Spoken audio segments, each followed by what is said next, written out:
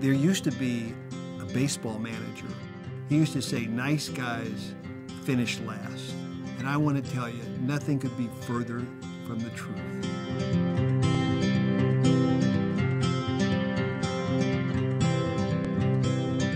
You know, many times I've thought about my grandparents, my father, and wanted to have another conversation with them. Just wanted to talk to him. Wanted to talk to my grandfather, who's been gone for a long, long time, and couldn't do that. Sometimes all you need to know is that there's somebody back there loving you, because I have a feeling that all my grandsons are going to be doing different things. Their lives are all going to go in different directions. They're just going to have to work hard, hopefully get a little lucky, and remember their Bubby loves them. As a matter of fact, with technology, the best you could do many years ago was just old photographs. And so I hope that by doing this, that we can bring back a little bit of Poppy and Bubby. I think back to when I was a young kid, and I looked down from the top of the Empire State Building, and I said, Aunt Natalie, are those people down there? And she said, yes, they are, Lon, those are people. I said, Aunt Natalie, I said, they look like ants. And then I thought for a second. I said, gosh, I always kind of thought of myself, even though I might only been 6 or 7 years old at the time, I want to be more important than an ant. And it stuck with me. And as I got older, I realized that what I really wanted was I wanted to make a difference. I wanted to make the world a better place. So that when I wasn't here anymore, somebody could look back and they would say, you know, because Lon was here, this world is a better place.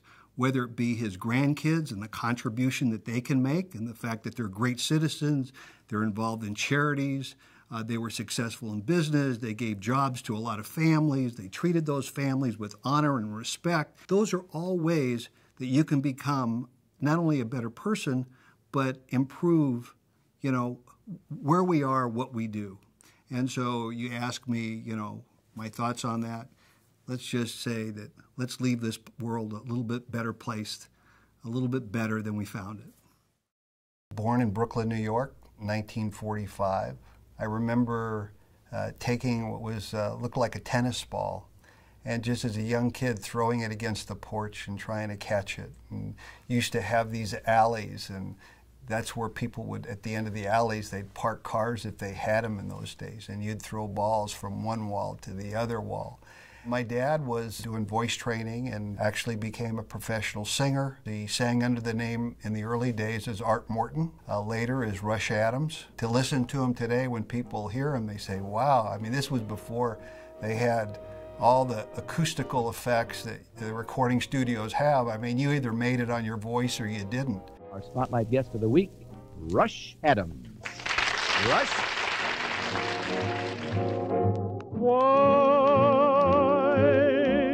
is it I spend the day, wake up and end the day, thinking of you? I really think the grandkids, we have copies of that, and I hope that they'll be able to listen to that someday and appreciate it as I do and my brother does today. One of the things which my parents did, and I think they did very, very well, in terms of how they raised us, there was never a question as to how much our parents loved us and how much they cared about us.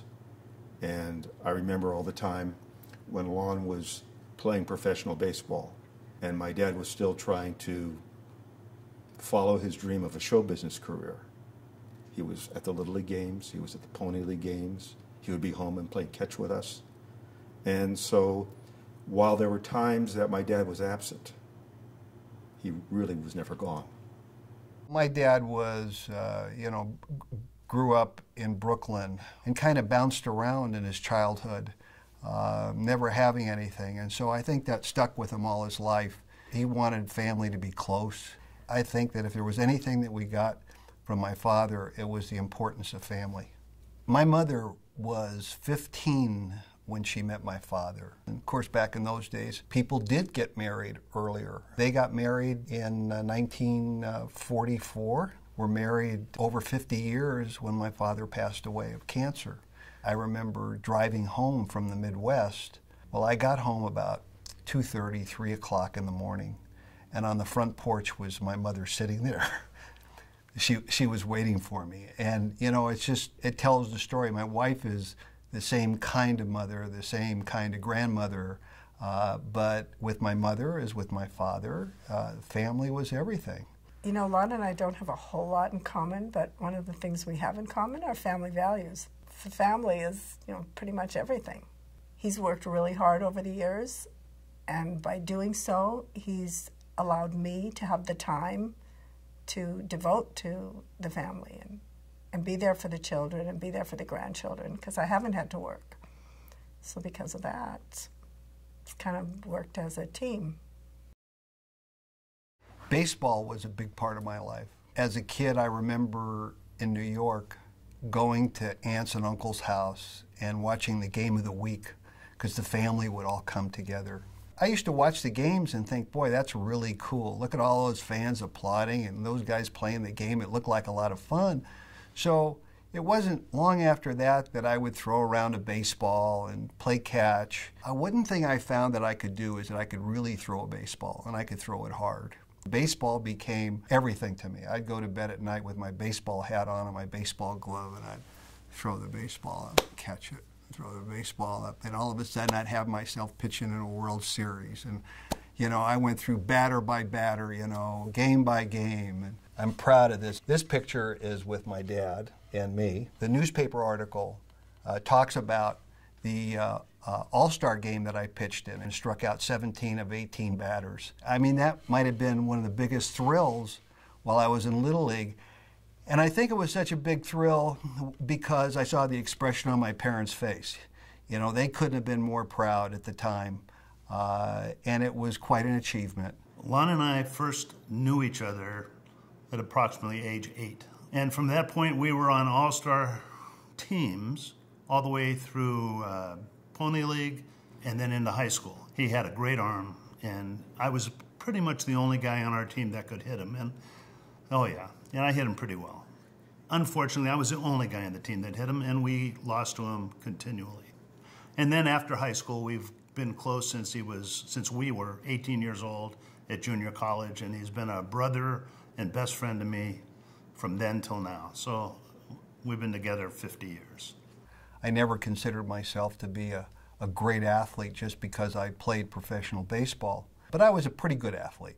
In 1962, the Angels wanted to sign me to a professional baseball contract when I graduated high school. They had offered me effectively $22,000. Now, if you're looking at this, you're going to think $22,000 isn't an awful lot. But with that $22,000, I paid for college. I bought my mother a car. I invested in a house that I bought as a rental and put a few bucks in the bank. So $22,000 went a long way. However, because I was only 17 years old, I had to wait till I was 18 to officially sign the contract. And I played 5 years, and I was a pretty good ball player, a pretty good pitcher. People say, were you a fastball pitcher? Did you have a curveball? Well, I could bring it. You know, I have very little regret. Certainly, I would have loved to have played in the major leagues for a number of years. As a matter of fact, in 1964 at San Jose, Sports Illustrated was following us around. They did a big article in Sports Illustrated. They noted in the article that Morton was the only one that said he wanted to be in baseball's Hall of Fame. So I would basically encourage all my grandkids to aim high. There's nothing wrong with wanting to excel. There's nothing wrong with wanting to be the best. I find that having a goal, having a dream is so important, and you may not always achieve it, but if you don't have it, you won't achieve it. The mid-60s was a hectic time. I never graduated from college, don't have a college degree. And of course the question is, Poppy didn't go to college. I went to college. I just never got a degree. I went off to school for half a year and then played baseball for half a year. But I started working in 1965 in the off-season with Lincoln National in the insurance business. Why the insurance business? I really liked finance. I liked money. I liked investing. I liked talking to people.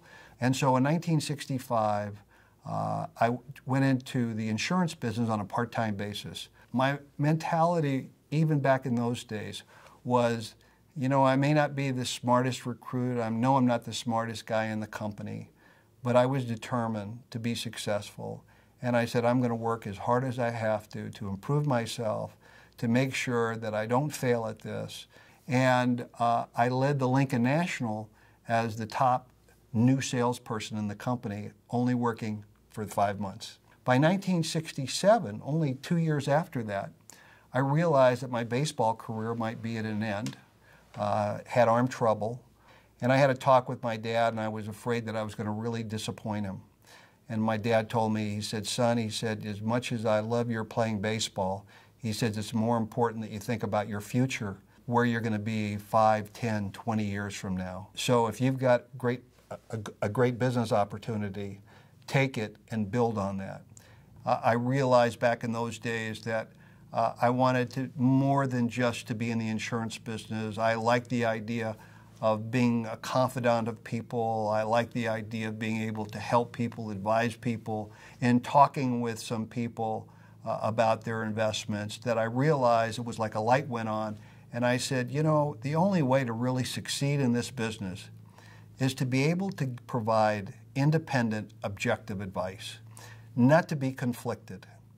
I found that receiving a commission, getting compensated for selling a product, eliminated you from really aligning your interest with the people that you're advising.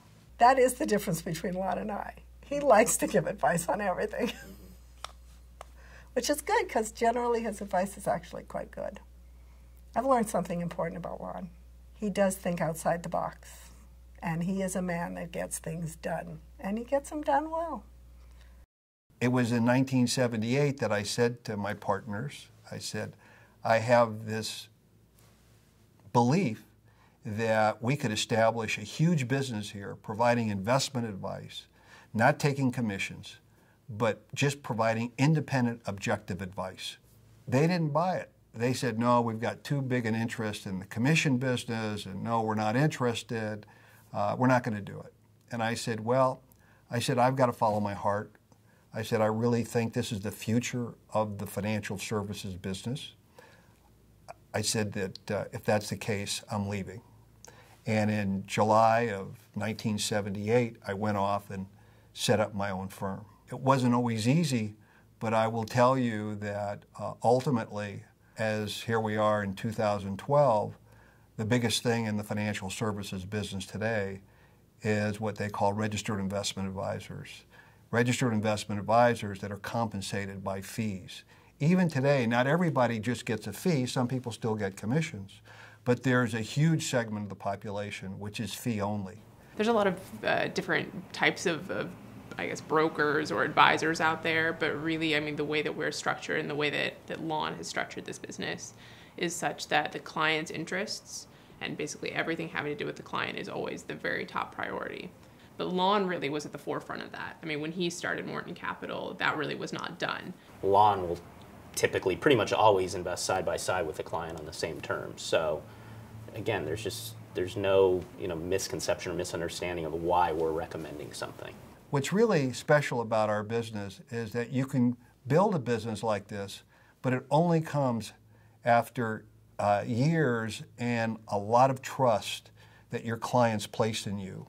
Trust that you don't demand. Trust is something that you earn. And you earn it by living up to your word, to your conviction, and proving yourself day after day that you're deserving of that level of trust. Probably one of the best businessmen I've ever personally met, because you could count on him at any level. His word was his bond. If you made a deal, all you needed was a handshake. And he's one of the very few guys in my life that I could ever say, all you needed was a handshake. The paperwork was unnecessary. Success can be defined different ways, even in business. I had one of the largest hard money lending organizations in California, pioneer in fee-only financial planning, independent investment advice, professional baseball player, founder of one of the most successful insurance organizations in the country, served as the president of the largest agent-owned reinsurance company in America at one time, had one of the most successful pension and profit-sharing consulting firms on the West Coast. So from a business perspective, I built a successful firm, and in 2006 was acquired by a significant regional bank in California who paid a fair amount of money to acquire me because of a lot of the things that we had accomplished over the years and our reputation. All of those things, I think, are significant. If you take care of your money will take care of you. Our guest today, Lon Morton, president of Morton Capital Management. Lon, welcome to the Real Estate Report. Thank you, Bruce. Lon, what's your take with respect to recent events of the past week? There are a lot of events that are taking place around the globe. With real estate investment trust, certain REITs may not have dividend reinvestment programs. We really are looking at a broad universe of ideas.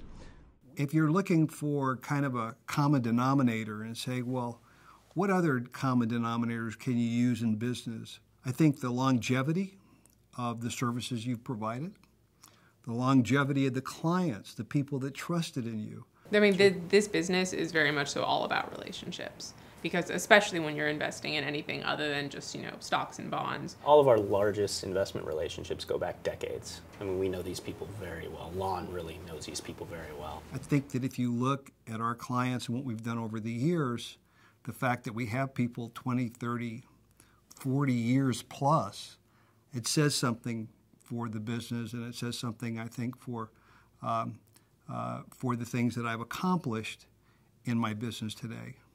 I couldn't ask for more. I mean, when you take a lot of those things that happen professionally and put it together with my personal life and the fact that I feel I'm healthy today, 67 years old. I've got 5 wonderful grandkids, 2 wonderful daughters, and a wonderful wife, and they're all healthy. So it doesn't get any better than that. What's important to me? That I wake up and I do something productive, and that I try and make a little bit of difference in my grandchildren's lives. That's important to me. At the end, it might not be a big something productive every day, but I'm hoping at the end of each day that I've done something that's just made a little difference, even if it is just cooking a brisket, because I'm pretty good at cooking briskets.